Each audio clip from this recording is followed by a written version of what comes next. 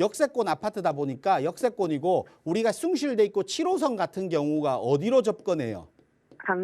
강남으로 접근하잖아요. 네, 그래서 아까 말씀하신 대로 강남을 가고 싶어 하셨는데 강남으로 진입하기 전 네. 단계에서 거주를 가장 많이 하는 지역이 상도역이나 숭실대 입구역이에요.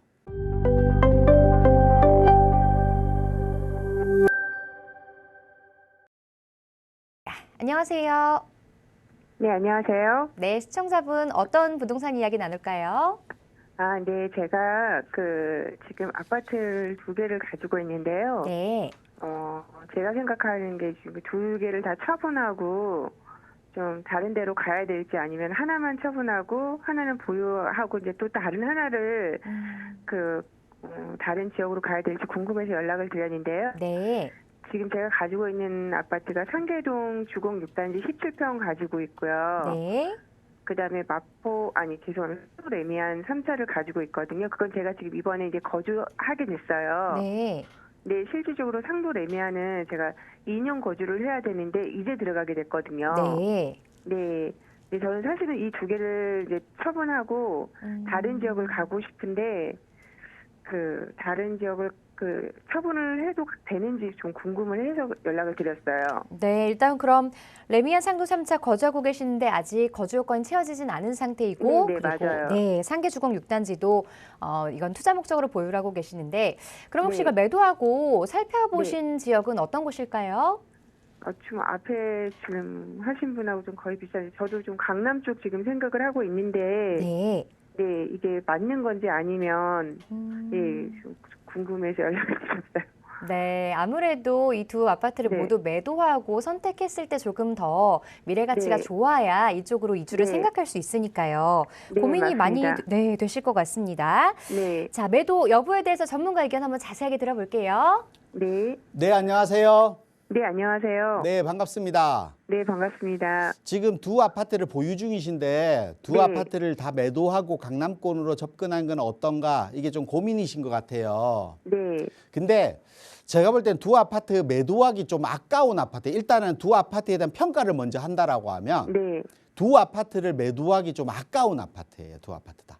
그래요? 네. 네. 그래서 제가 볼 때는 지금 당장 두 아파트를 매도하고 뭐 세금까지 내가면서 그리고 미래 가치가 조금 있는 아파트를 2개를 매도한다? 지금은 아닌 것 같아요.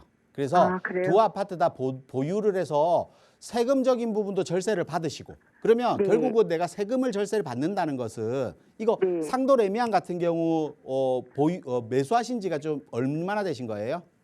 상도 레미안은 2018년도에 제가 매수를 했거든요. 매수를 하고 그러면 매수 네. 시점부터 가격이 많이 올랐잖아요, 지금. 네, 좀 오른 그러면 편이죠. 이 네. 부분에 대한 부분들을 내가 절세받지 못하면 네. 다른 지역 가서 그 절세 못 받은 만큼이 올라야 돼요.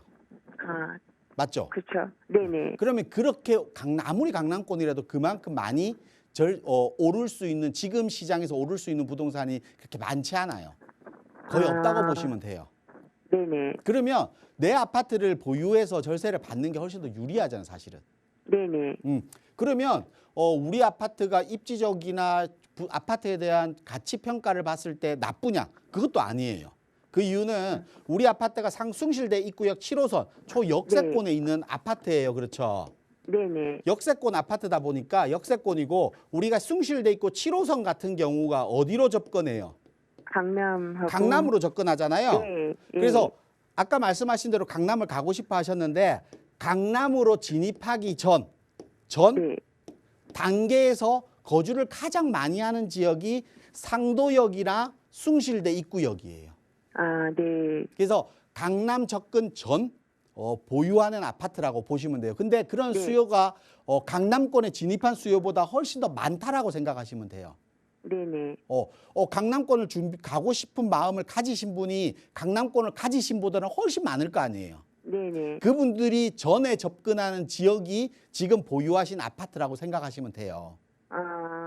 그리고 거주 환경도 괜찮은 지역이고 또 그리고 우리가 한강변 라인을 넘어가면 용산이라는 또 개발을 하는 지역과의 네. 접근성이 좋아요. 그렇죠. 네네. 그러면 지금 강남으로 접근하기 전 네. 입지를 가지고 있고 거주 환경이 뛰어나고 역세권에 용산 개발의 접근성이 높기 때문에 뭐 직간접적인 영향을 분명히 받을 것 같고 그리고 세금 부분에 대한 부분들도 분명히 있을 것 같고 네. 그렇다라고 하면 전체적으로 우리 보유하고 있는 레미안 상도 3차 같은 경우는 그대로 보유하시는 게 조금은 더 나은 선택 같아요. 아, 지금 네네. 매도하기 조금 아까운 것 같아요. 네네. 그리고 두 번째로 상계주공 6단지를 가지고 계신다고 하셨잖아요. 네. 상계주공 6단지 같은 경우는 우리가 재건축 아파트잖아요. 네네. 지금 몇 평이에요? 17평입니다. 17평.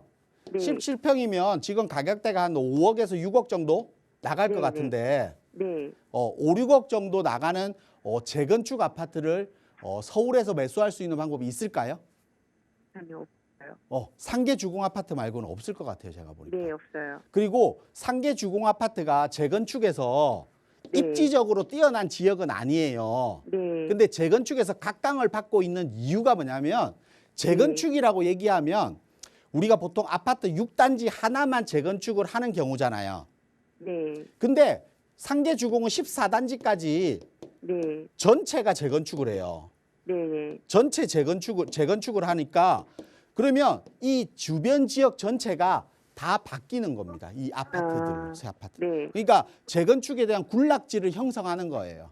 네. 우리가 개포 주공 아파트 있죠. 네네. 개포 주공 아파트가 만약에 1단지 하나만 재건축을 했다라고 하면 네. 한강변에 있는 아파트만큼의 가격대가 올라갔을까요?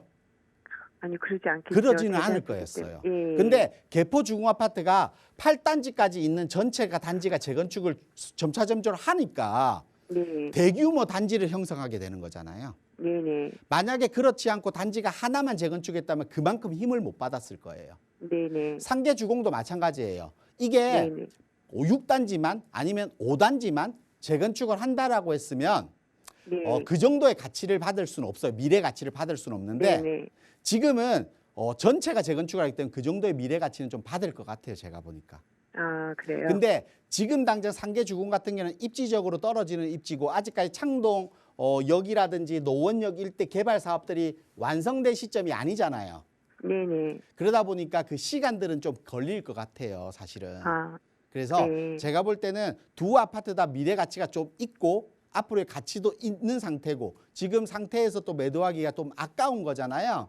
네. 그래서 둘 다 근데 뭐 아깝지만 둘 다 올라가지 않는 부동산이고 오르는 폭 자체가 한계선이 있는 아파트라고 하면 좀 매도하고 가는 것도 맞아요. 네. 근데 그 폭 자체가 아직까지는 더 남아 있고 훨씬 더 많이 네. 남아 있고 폭 올라갈 수 있는 네. 폭이 네네. 그리고 지금 보유하신 시청자님이 매도를 안 하셔도 매도를 하는 게 조금은 좀 불리하지 않나라는 생각 때문에 저는 두 네. 아파트 다 그냥 걱정 말고 보유하시는 게 맞다.